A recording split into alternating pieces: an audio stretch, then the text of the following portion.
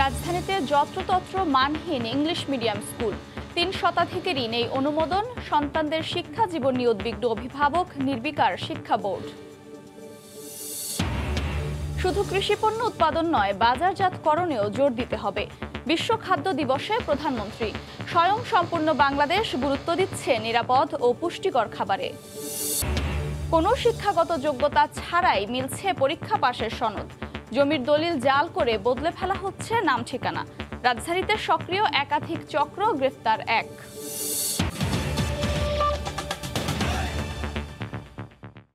সময় সংবাদের সঙ্গে আছি আমি আফরোজা মৌটুসী। রাজধানীতে যত্রতত্র গড়ে উঠছে মানহীন ইংলিশ মিডিয়াম স্কুল। শিক্ষা বোর্ড বলছেন, নিবন্ধিত ইংলিশ মিডিয়াম স্কুলের সংখ্যা ১৩০টি। এর বাইরে অবৈধভাবে চালু আছে ৩ শতাধিক। অনুমোদনহীন স্কুলগুলো আদায় করছে ইচ্ছামতো ভর্তি ও টিউশন ফি। এ অবস্থায় সন্তানদের শিক্ষা জীবন নিয়ে উদ্বিগ্ন অভিভাবকরা। শিক্ষা বোর্ড সচিব বলছেন, শিগগিরই অনুমোদনহীন স্কুলের বিরুদ্ধে অভিযান চালানো হবে। ২০১৭ সালে ভাটারা থানার ছোলমাইদের এই বহুতল ভবনে গড়ে ওঠে royal English medium school Dhaka. অনুমোদনহীন এই স্কুলের শিক্ষার্থী প্রায় ২৫০। প্রতি মাসে টিউশন ফি ৫ থেকে ৯ হাজার টাকা আর ভর্তি বাবদ প্রতি বছর আদায় করা হচ্ছে ১৫ থেকে ৩০ হাজার টাকা। স্কুলটির বার্ষিক আয় প্রায় ২ কোটি টাকা, অথচ শিক্ষকদের বেতন বাকি প্রায় ৮০ লাখ। আমার ১০ মাস ধরে ডিউ আছে, হাফটা তো পাচ্ছি এখন। বিশাল এই স্কুলের নেই কোনো হিসেব শাখা। টাকা জমা হয় অধ্যক্ষ সেকান্দার আলীর ব্যক্তিগত অ্যাকাউন্টে। শিক্ষকদের বেতন না দেয়া অধ্যক্ষের বেতন ২ লাখ টাকা। স্কুলের পাশের ২ ভবনে রেস্টুরেন্ট গড়ে তোলার পাশাপাশি গার্মেন্টস ও ফ্যাশন ব্যবসায় কয়েক কোটি টাকা লগ্নি করেছেন তিনি। আমাদের হিসাব শাখা ছিল, তো আমাদের স্টপ করে এখন হ্যান্ড টু হ্যান্ড হয় যে প্রিন্সিপাল স্যারের অ্যাকাউন্টে। স্যারের ওটা রেন্টে নেওয়া রেস্টুরেন্টটা এবং উপরেরটা। অনুমোদনহীন স্কুলে সন্তানদের শিক্ষা জীবন নিয়ে উদ্বিগ্ন অভিভাবকরা। কোনো কিছু বন্ধ হয়ে গেলে বাচ্চাদের উপর একটা বড় ডিপ্রেশন রবি, আবার আরেক জায়গায় নেওয়া একটা সমস্যা না।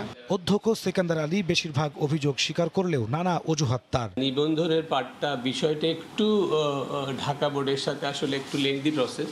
আমরা আজ থেকে ১ বছর আগে আমরা এই প্রসেসটা শুরু করেছি। রাজধানী জুড়ে এমন অনুমোদনহীন ইংলিশ মিডিয়াম স্কুল রয়েছে ৩ শতাধিক। উত্তরার কিডস ক্যাম্পাস ও ইউনিটি ইংলিশ মিডিয়াম স্কুলের সাথে কথা বলতে গেলে স্কুলে প্রবেশে বাধা দেয়া হয়।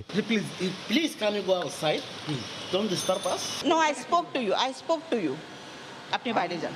ঢাকা শিক্ষা বোর্ডের সচিব বলছেন, অনুমোদনহীন স্কুলগুলোর বিরুদ্ধে দ্রুত আইনি পদক্ষেপ নেওয়া হবে। বারে বারে সতর্ক করছি নিবন্ধন সংগ্রহ করার জন্য, তারপরেও যদি তারা না শুনে সেক্ষেত্রে আইনিভাবেই আমরা তাদেরকে বন্ধ করার ব্যবস্থা নেব। রাজধানীর ধানমন্ডি, উত্তরা, গুলশান ও বনানীতে অধিকাংশ ইংলিশ মিডিয়াম স্কুলের অবস্থান। নাজমুস সালেহী, সময় সংবাদ, ঢাকা। শুধু কৃষিপণ্য উৎপাদন নয়, বাজারজাতকরণেও জোর দিতে হবে। বিশ্ব খাদ্য দিবসের অনুষ্ঠানে ভার্চুয়ালি যুক্ত হয়ে কথা বলেন প্রধানমন্ত্রী। তিনি বলেন, খাদ্যের স্বয়ংসম্পূর্ণ বাংলাদেশ এখন গুরুত্ব দিচ্ছে নিরাপদ ও পুষ্টিকর খাবারে। কিন্তু বন্যা পরবর্তীতে আমরা এই ফসল উৎপাদনে অত্যন্ত গুরুত্ব দিই, যার ফলে বাংলাদেশ ওই ৯৮ সালেই কিন্তু খাদ্যের স্বয়ংসম্পূর্ণতা অর্জন করে।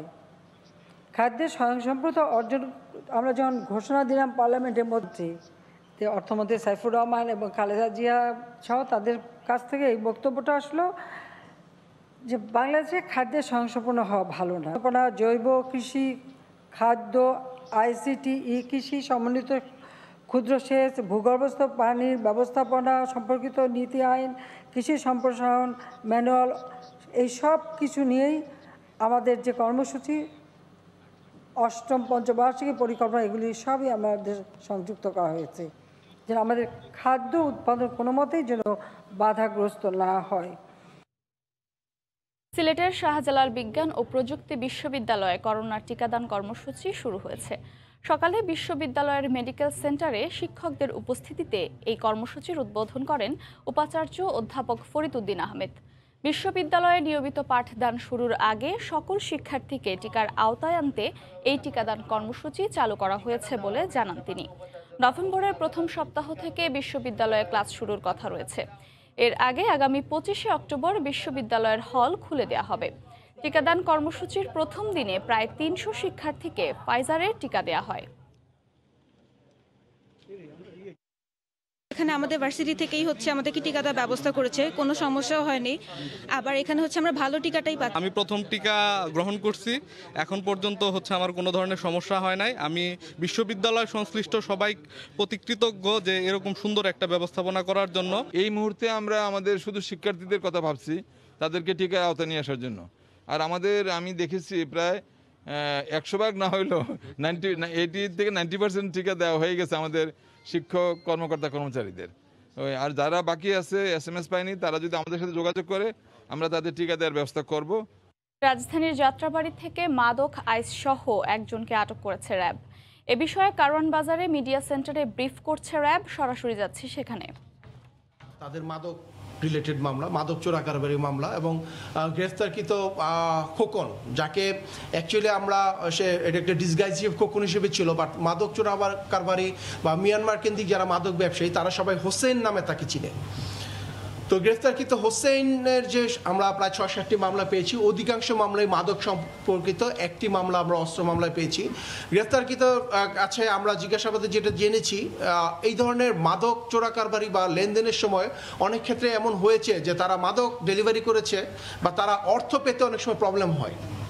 এই জন্য তাদের নিজেদের ক্ষমতা প্রদর্শন বা প্রভাব দেখানোর জন্য অনেক সময় তারা অস্ত্র বহন করে থাকে। এটি তার প্রাথমিক জিজ্ঞাসাবাদে পেয়েছি।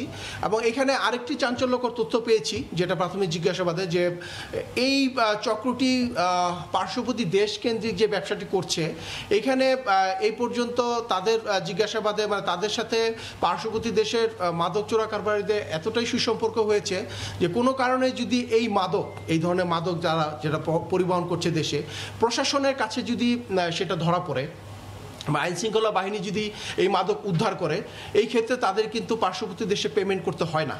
মানে এই একটা বিজনেস স্ট্র্যাটেজি পার্শ্ববর্তী দেশের মাদক ব্যবসায়ী যারা আছে, তারা আমাদের দেশে যারা মাদক চোরা কারবারি করছে তাদেরকে প্রলুব্ধ করার জন্য এরকম একটা বিজনেস স্ট্র্যাটেজি তারা নিয়েছে যে কোনো কারণে যদি ল এনফোর্সিং এজেন্সি এই ধরনের মাদক ধরে ফেলে বা আটক করে, সেই ক্ষেত্রে তাদেরকে পেমেন্ট দেওয়া লাগে না। এটা আমরা গ্রেফতারকৃতকে জিজ্ঞাসাবাদে জেনেছি। আচ্ছা ভাইয়া, একটা বিষয়, আপনি মিয়ানমার সিম কার্ড দেখা যাচ্ছে, জি, মিয়ানমারের সাথে সম্পর্ক স্থাপনে সিম কার্ডের ভূমিকাটা কিভাবে শুরু হয়? সিম কার্ডের যে বিষয়টি হয়েছে আপনাদেরকে যেটা বলছি, গ্রেফতারকৃত খোকন হোসেন ওরফে খোকন আমাদেরকে জানায় যে সম্পূর্ণ অর্থ যেটা মাদক চোরা কারবারিতে আয়কৃত অর্থ বা যেটা তাকে পেমেন্ট করতে হয় পার্শ্ববর্তী দেশে, সম্পূর্ণ অর্থটি তারা হুন্ডির মাধ্যমে করে থাকে। এবং মূলত সে যেটা বলেছি, পার্শ্ববর্তী দেশ কেন্দ্রিক কাপড়ের বিজনেস করে থাকে, আচারের ব্যবসা করে থাকে। তো তাকে পার্শ্ববর্তী দেশে যেতে হয়, তাকে নিয়মিতই যেতে হয় এবং সে নিয়মিতই যান। এবং এখন পর্যন্ত তার জিজ্ঞাসাবাদে আমরা জেনেছি সে অবৈধভাবেই বিভিন্নভাবে যেয়ে থাকেন, নৌকার মাধ্যমে বিভিন্নভাবে যেয়ে থাকেন। তো সেই জন্য তাকে এই সিম ওই দেশে যাওয়ার পর তাকে ব্যবহার করতে হয়। এই সিমটি তার পকেটে ওইভাবে আমরা পেয়েছি তার কাছে।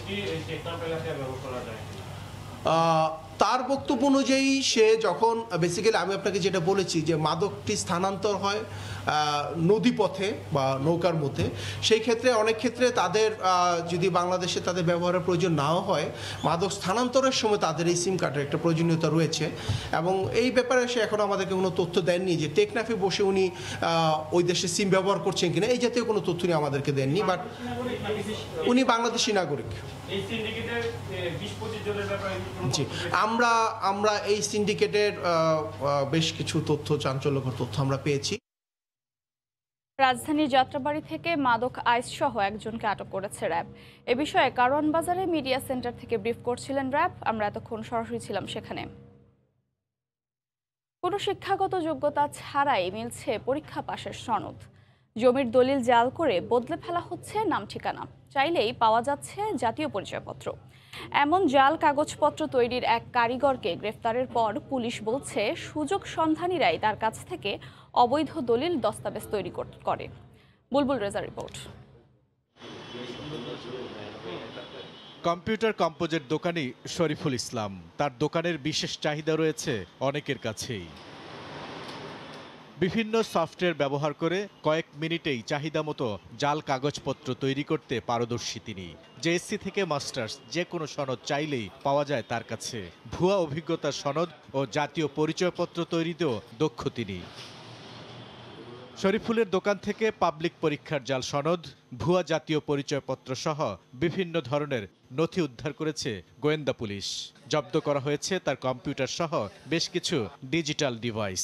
জিজ্ঞাসাবাদে শরীফুল জানিয়েছে ৬ বছর ধরে ভুয়া দলিল সহ চাহিদা মাফিক জাল কাগজ তৈরি করছেন তিনি। এই চক্র এতই সক্রিয়, বিশেষ করে মানুষের অত্যন্ত কষ্টের সম্পদ, তার ভূমি, তার সম্পদ, যখন একটা সেম একটা কি বলা হয় আপনার জমির একটা দলিল অন্যের হস্তগত হয়, সুতরাং প্রতারক চক্র উনি হয়তো হালকা মনে করেছেন, কিন্তু যার হাতে দলিলের ফটোকপিটা চলে গেল ওই লোক কিন্তু মারাত্মক ভুক্তভোগী হয়। পুলিশ বলছে সুযোগ সন্ধানী লোকেরাই জাল কাগজ তৈরির জন্য শরীফুলের দোকানে যাতায়াত করত। বেসরকারি চাকরির জন্য দরকার, তার ডিগ্রি সনদ দরকার, সাবমিট করলেন। এনআইডি দরকার, হারিয়ে গিয়েছে, ইমিডিয়েট তিনি সাবমিট করলেন। অনেকে দেখা যাচ্ছে এক শ্রেণীর লোক আছে ঢাকা শহরে আপনার জমির যারা ব্যবসা করেন বা কাউকে হয়রানি করেন, তাদের জন্য একটা দলিল হস্তগত হওয়া বিশাল অর্জন তার জন্য। ভুয়া কাগজ তৈরির কারিগরদের ধরতে বিশেষ অভিযান চালাচ্ছে গোয়েন্দা পুলিশ। বিভিন্নভাবে যেগুলো আছে আমরা তথ্য নিচ্ছি। বুলবুল রেজা, সময় সংবাদ, ঢাকা। গাইবান্ধা বিদ্যুৎ উন্নয়ন বোর্ডের অধীন নেসকোর 2 ডিভিশনে শতকরা প্রায় 41% বিদ্যুৎ সিস্টেম লসের খাতায়। মিটার সচল থাকলেও ব্যবহৃত বিদ্যুতের বিল ওঠে না। মিটারগুলো সবই বিশেষ পদ্ধতিতে টেম্পারিং করা হয়েছে দাবি করে অভিনব চুরি ঠেকাতে তৎপর বলে জানায় বিদ্যুৎ বিভাগ। হেদায়েতুল ইসলাম বাবু রিপোর্ট, ছবি তুলেছেন আতাউল হক সাগর। নতুন বাসায় উঠে 3 মাসে অস্বাভাবিক কম বিদ্যুৎ বিল দেখে চমকে ওঠেন গৃহকর্তা। বিদ্যুৎ অফিসে অভিযোগ করে জানতে পারেন তার মিটারটি বিশেষ পদ্ধতিতে ট্যাম্পারিং করা। এরপর জরিমানা গুনতে হয় প্রফেসর কলোনির এই বাসিন্দাকে। আমি চেঞ্জ করার জন্য ওনাদের যে ব্যাংকে টাকা জমা দিতে হয় সেটা সহকারে দিয়েছি। ওনারা একদিন এসে ইনকোয়ারি করছে, বলছে যে এটা টেম্পারিং করা মিটার। কিন্তু টেম্পারিং করা মিটার এটা তো আমরা কিভাবে বুঝবো, কিভাবে জানবো? টেম্পারিং করার কারণে আমার কাছে জরিমানা বাবদ 15,000 টাকা নগদ আমাকে ব্যাংকের মাধ্যমে দিতে হয়েছে। এই মিটারগুলো সবই বিশেষ পদ্ধতি অবলম্বন করে ট্যাম্পারিং করা। গেল কয়েক মাসের অভিযানে এমন মিটারের স্তূপ জমেছে গাইবান্ধা বিদ্যুৎ উন্নয়ন বোর্ড নেসকোর ডিভিশন 1 ও 2 এর কার্যালয়ে। কর্তৃপক্ষের দাবি, বিদ্যুৎ বিভাগের বাইরের অসৎ ইলেকট্রিশিয়ানদের সাহায্যে অভিনব কায়দায় ঘটছে বিদ্যুৎ চুরির এসব ঘটনা। অনেক মিটারে মিটার টেম্পারিং আমরা পাইছি এবং এটাকে আমরা ধরে নিয়ম অনুসারে ব্যবস্থা নেওয়া হয়েছে আর কি।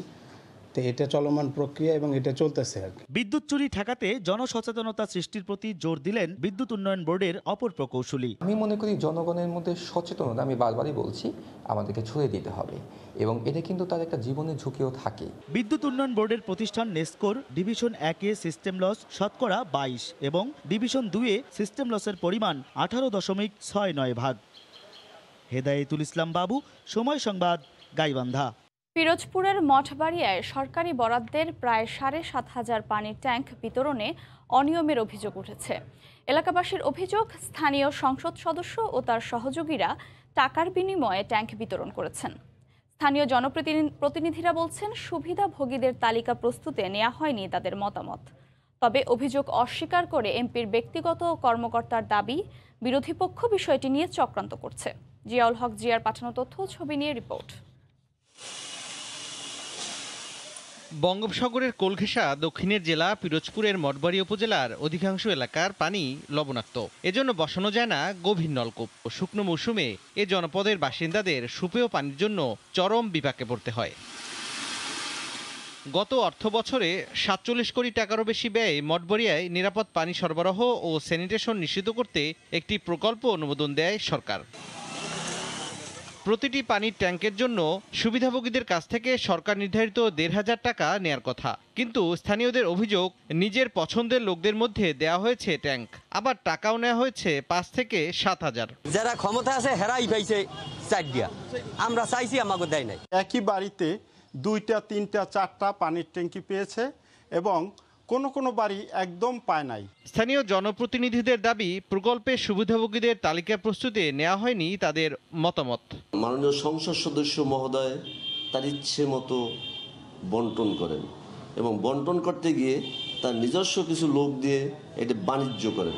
তবে ট্যাঙ্ক বিক্রির কথা অস্বীকার করে এমপির ব্যক্তিগত কর্মকর্তার দাবি, রাজনৈতিক প্রতিপক্ষের লোকেরা চক্রান্ত করছে। বিরোধী দলের কিছু গ্রুপ থাকে, তারা বিভিন্ন প্রোপাগান্ডা তো থাকেই। উপযুক্ত তথ্যপত্র দিয়ে কেউ বলার সুযোগ নাই, স্কোপও নাই। তালিকা প্রণয়নে অনিয়মের বিষয়ে কিছুই জানেন না বলছেন জেলার জনস্বাস্থ্য বিভাগের কর্মকর্তারা। এর মধ্যস্থ কিছু হয়তো ব্যক্তি তারা হয়তো এগুলো করেছে, এটার সাথে আমাদের অফিসিয়াল কোনো সংশ্লিষ্টতা ছিল না। অনিয়মের বিষয়ে জানতে এমপি ডাক্তার রুস্তুম আলী ফরাজিকে একাধিকবার ফোন ও খুদেবার্তা পাঠিয়েও কোনো জবাব মেলেনি। সময় সংবাদ, পিরোজপুর। দখলমুক্ত করার ১.৫ বছর না যেতেই ফের বেদখল হতে শুরু করেছে দিনাজপুর শহরের পানি নিষ্কাশনের চ্যানেল খাগড়া খাল। আবারও পরিণত হয়েছে ময়লা আবর্জনার ভাগাড়ে। দখল, দূষণ রোধ ও খাল রক্ষণাবেক্ষণে আর্থিক সঙ্গতি নেই বলে অসহায়ত্ব দেখাচ্ছে পৌর কর্তৃপক্ষ। গোলাম নবী দুলালের তথ্য ও মনজিদ আলম শিমুলের ছবি নিয়ে রিপোর্ট। আবারও পুরনো রূপে ফিরছে ঘাগড়া ক্যানেল। ১.৫ বছর আগে জেলা প্রশাসনের সহায়তায় পানি উন্নয়ন বোর্ড ২.৫ কোটি টাকা খরচ করে যে সংস্কার করেছিল তার ছিটেফোঁটাও দৃশ্যমান নেই এখন। শহরের পানি নিষ্কাশন ব্যবস্থার উন্নতির জন্য খালটি খনন করা হলেও এখন পরিণত হয়েছে ময়লা আবর্জনার ভাগাড়ে। কচুরিপানায় ছেয়ে গেছে চারিদিক। ২০২০ সালের শুরুর দিকে অবৈধ দখলদারদের উচ্ছেদ করে খালটি খনন করা হয়। সে সময় ২৯ কিলোমিটার দীর্ঘ খালটির ১৫ কিলোমিটার অংশ সংস্কার করা হয়। কিন্তু ১.৫ বছর পর আবারও আগ্রাসন, দূষণ ও দখলকারীদের। এই অবস্থার জন্য পৌর কর্তৃপক্ষের দায়িত্বহীনতাকে দায়ী করছে নাগরিক সমাজ। কচুরিপানা দিয়া ভর্তি হয়ে গেছে, কোনো দেখাশোনা নাই, পুনরায় দখল হয়ে যাচ্ছে। ঘাগড়া ক্যানেলকে যদি আবার নতুন করে পরিষ্কার করা না হয় তাহলে এই লোক দিনাজপুর লোক বন্যার হাত থেকে রক্ষা পাবে না। ২ বছর ৪ বছর এটার সুফল যদি দিনাজপুরের মানুষ না পায়, কেন খরচ করলো ২.৫ কোটি টাকা? রাষ্ট্রের এইভাবে অপচয় যারা করছে তাদের বিরুদ্ধে ব্যবস্থা নেওয়া উচিত। অথচ পৌর কর্তৃপক্ষ বলছে দখল, দূষণ রোধ ও খাল রক্ষণাবেক্ষণে ব্যয় করার মতো অর্থ তাদের হাতে নেই। আমাদের না রেখে তারা ইচ্ছামতো পানি উন্নয়ন কাজ করাতে আমরা একটা দূরত্ব হয়ে গেছে, এই জায়গাতে আমরা পারছি না। তাছাড়াও আমাদের লোকবলের সমস্যা তো রয়েছে। মেনটেন্যান্স ড্রেজিংয়ের জন্য প্রতি বছর বরাদ্দ চাহিদা দিয়েছি অলরেডি। এই বছর যদি আমরা বরাদ্দ পাই সেক্ষেত্রে আমরা মেনটেন্যান্স ড্রেজিং করব পুনরায়। তবে পানি নিষ্কাশন সহ পৌরসভার উন্নয়নে নানা পরিকল্পনার কথা জানালেন স্থানীয় সংসদ সদস্য। জনগণ চলাচল করতে পারে এবং একটি পরিবেশ বান্ধব একটা অবস্থা তৈরি হয়, সেই লক্ষ্যেই আমরা কাজ করে যাচ্ছি। 1851 সালে মহারাজা গিরিজানাথ দিনাজপুর শহরের পানি নিষ্কাশনের জন্য ঘাগড়া ও গিরিজা নামে দুটি খাল খনন করেছিলেন। সময় সংবাদ, দিনাজপুর। রাস্তাঘাটে ময়লা আবর্জনা ফেলা বন্ধে ময়মনসিংহ নগরীর বিভিন্ন স্থানে বসানো হয়েছে ক্লোজ সার্কিট ক্যামেরা। সিসিটিভির ফুটেজ দেখে নিয়ম না মেনে যত্রতত্র ময়লা ফেলা ব্যক্তিদের বিরুদ্ধে ব্যবস্থা নিচ্ছে সিটি কর্পোরেশন। বিষয়টি স্বাগত জানিয়ে নগরবাসী বলছেন, দিনের বেলাতেও ময়লা ফেলার স্থান নির্দিষ্ট করে দিতে হবে। হারুনুর রশিদের রিপোর্ট, ছবি তুলেছেন সাইমা কুন্দ। সিসিটিভির ফুটেজে দেখা যায় নিয়ম না মেনে দিনের বেলায় সড়কে যত্রতত্র ময়লা আবর্জনা ফেলে যাচ্ছেন অনেকে। পরিচ্ছন্ন সড়ক মুহূর্তেই হয়ে যাচ্ছে অপরিচ্ছন্ন। বসে নেই সিটি কর্পোরেশনের বর্জ্য ব্যবস্থাপনা বিভাগও। সড়কে লাগানো সিসিটিভির ফুটেজ নিয়ে হাজির হন নিয়ম ভঙ্গকারীদের দরজায়। ছবি দেখিয়ে করা হয় সতর্ক, জরিমানা। এতে সুফলও মিলছে হাতে নাতে। ময়লার ভাগাড়গুলো এখন বেশ পরিচ্ছন্ন। সিসি ক্যামেরার মাধ্যমে আমরা পর্যবেক্ষণ করছি কারা দিনের বেলা ময়লা আবর্জনা ফেলে, এবং যারা ফেলে তাদেরকে আমরা আইনের আওতায় নিয়ে আসতেছি। এ উদ্যোগে সাধুবাদ জানিয়ে নগরবাসী বলছেন, ময়লা ফেলার নির্দিষ্ট স্থান বা বাসাবাড়ি থেকে ময়লা নেয়ার বিষয়টি নিশ্চিত করতে হবে আগে। সিটি কর্পোরেশনের খুবই ভালো একটা উদ্যোগ, যে না হলে তো সারাক্ষণ লোকজন ময়লা ফেলে। দিনের বেলা ময়লা ফেলার জন্য একটা স্পট নির্ধারণ করা যেতে পারে, সময়ও নির্দিষ্ট করে দেওয়া যেতে পারে, ওই টাইমে ফেলে দিই আর কি। সিটি মেয়রের দাবি, এর মাধ্যমে পরিচ্ছন্ন নগরীর পাশাপাশি নগরবাসীর নিরাপত্তাও নিশ্চিত হবে। প্রত্যেকটি জায়গায় স্থাপনের পরিকল্পনা রয়েছে, পাশাপাশি আমাদের ভবিষ্যতের চিন্তা রয়েছে যে আমাদের নিরাপত্তা বা আমাদের আইন শৃঙ্খলা রক্ষার ক্ষেত্রে এটা গুরুত্বপূর্ণ ভূমিকা রাখবে। বর্তমানে নগরীর 64টি স্পটে ক্লোজ সার্কিট ক্যামেরা বসিয়ে নজরদারি করা হচ্ছে। হারুনুর রশিদ, সময় সংবাদ, ময়মনসিংহ। করোনা সংক্রমণ কমে আসায় সামাজিক দূরত্ব সহ বিধিনিষেধ শিথিল করা হয়েছে সৌদি আরবে। আগামী 17 অক্টোবর থেকে কার্যকর হবে এই নিয়ম। তবে বিধিনিষেধ শিথিল হলেও প্রয়োজন অনুযায়ী পরবর্তীতে সিদ্ধান্ত পরিবর্তন হতে পারে বলেও জানিয়েছে সৌদি স্বরাষ্ট্র মন্ত্রণালয়। করোনা সংক্রমণ এখন অনেকটাই নিয়ন্ত্রণে সৌদি আরবে, তাই কোভিড সংক্রান্ত বিধিনিষেধে শিথিলতার ঘোষণা দিয়েছে দেশটির সরকার। সৌদি স্বরাষ্ট্র মন্ত্রণালয় জানিয়েছে আগামী 17 অক্টোবর থেকে কার্যকর হবে এই নিয়ম। নতুন সিদ্ধান্তে আগামী রোববার থেকে উন্মুক্ত স্থানে মাস্ক পরতে না হলেও যেখানে বেশি জনসমাগম সেখানে বাধ্যতামূলক করা হয়েছে। এছাড়া মসজিদুল হারাম, মক্কা এবং মসজিদে নববীতে কর্মরত কর্মী এবং আগত প্রবেশকারীদের সার্বক্ষণিক মাস্ক পরিধানের পাশাপাশি ওমরাহ ও নামাজের জন্য আগতদের আগের মতোই তাওয়াক্কালনা অ্যাপের মাধ্যমে অনুমতি নিতে হবে। তবে টিকার 2 ডোজ গ্রহণ করা ছাড়া এই অনুমতি কাউকে দেওয়া হবে না বলে জানিয়েছে কর্তৃপক্ষ। সব সরকারি বেসরকারি প্রতিষ্ঠানে প্রবেশের ক্ষেত্রে বহাল থাকবে টিকার শর্ত। এদিকে বিধিনিষেধ শিথিল হলেও পরবর্তীতে পরিস্থিতির উপর ভিত্তি করে সিদ্ধান্ত পরিবর্তন হতে পারে বলে জানিয়েছে সৌদি স্বরাষ্ট্র মন্ত্রণালয়। আরিফুর রহমান, সময় সংবাদ, সৌদি আরব। ফেসবুককে নজরদারিতে রেখেছে মার্কিন প্রশাসন। সম্প্রতি এই সামাজিক মাধ্যমটির বিরুদ্ধে আসা নানা অভিযোগের পর গতিবিধি নিবিড়ভাবে পর্যবেক্ষণের সিদ্ধান্ত নিয়েছে যুক্তরাষ্ট্র। তথ্য ফাঁস, ব্যবহারকারীর গোপনীয়তা না থাকা, বিভেদ উস্কে দেওয়ার মতো বিষয়গুলো নিয়ে জানানো হয়েছে উদ্বেগ। যুক্তরাষ্ট্র থেকে লস্কর আল মামুনের রিপোর্ট। সম্প্রতি ফেসবুক নিয়ে সমালোচনা বেশ তুঙ্গে। এই সামাজিক যোগাযোগ মাধ্যমটির বিরুদ্ধে নানা অভিযোগ, তাই রীতিমতো সতর্ক করা হয়েছে ফেসবুককে।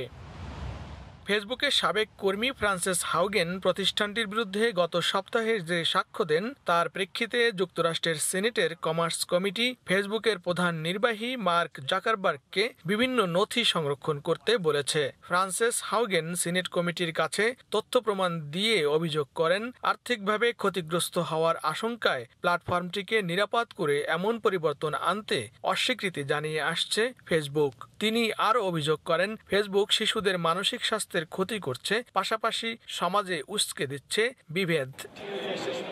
সবকিছু বিবেচনা করে সিনেটের কমার্স কমিটির সভাপতি ডেমোক্র্যাট দলীয় সিনেটর মারিয়া ক্যান্টওয়েল বলেন, ফেসবুক জনগণ, কেন্দ্রীয় নিয়ন্ত্রক ও এই কমিটিকে ভুল পথে পরিচালিত করছে কিনা তা নিয়ে উদ্বেগের জন্ম দিয়েছে হাউগেনের সাক্ষ্য। ডিজিটাল ক্ষতি মোকাবিলায় এই কমিটি তদারকি অব্যাহত রাখবে এবং ভোক্তাদের গোপনীয়তা রক্ষা ও তথ্য নিরাপত্তার উন্নয়নে আইন অনুযায়ী কাজ করে যাবে। সিনেটর মারিয়া ক্যান্টওয়েল ফেসবুককে তাদের অভ্যন্তরীণ গবেষণার নথি সংরক্ষণ করতে বলেছেন, যা হাউগেন দলিল হিসাবে দাখিল করেছেন। পাশাপাশি 18 বছরের নিচের শিশু কিশোরদের ওপর এই প্ল্যাটফর্মের প্রভাব সংক্রান্ত তথ্য ও সংরক্ষণ করতে বলেছেন তিনি। ক্যান্টওয়েল আরও মনে করেন, বিভেদ সৃষ্টিকারী উপাদানের বিস্তার থেকে যে বিপদ হতে পারে তা এরই মধ্যে প্রমাণিত। রোহিঙ্গা গণহত্যা যার অন্যতম প্রমাণ। লস্কর আল মামুন, সময় সংবাদ, যুক্তরাষ্ট্র। বিশ্বকাপের 2 প্রস্তুতি ম্যাচে দল হারলেও টিম ম্যানেজমেন্ট চিন্তিত নয়। দলের আত্মবিশ্বাসে ভাটা পড়েনি এতটুকুও, বরং পূর্ণ শক্তির দল পেলে ঠিকই পথ খুঁজে পাবে বলে বিশ্বাস নির্বাচক হাবিবুল বাশার সুমনের। প্রথম পর্বে মাঠে নামার আগে দলের সবার মানসিক ও শারীরিকভাবে সুস্থ থাকাটাই গুরুত্বপূর্ণ বলে মনে করেন তিনি। আবুধাবি থেকে ওমান ফিরে শুক্রবার অনুশীলন করেনি বাংলাদেশ দল। মাস্কাট থেকে সাজিদ মুস্তাহিদের রিপোর্ট।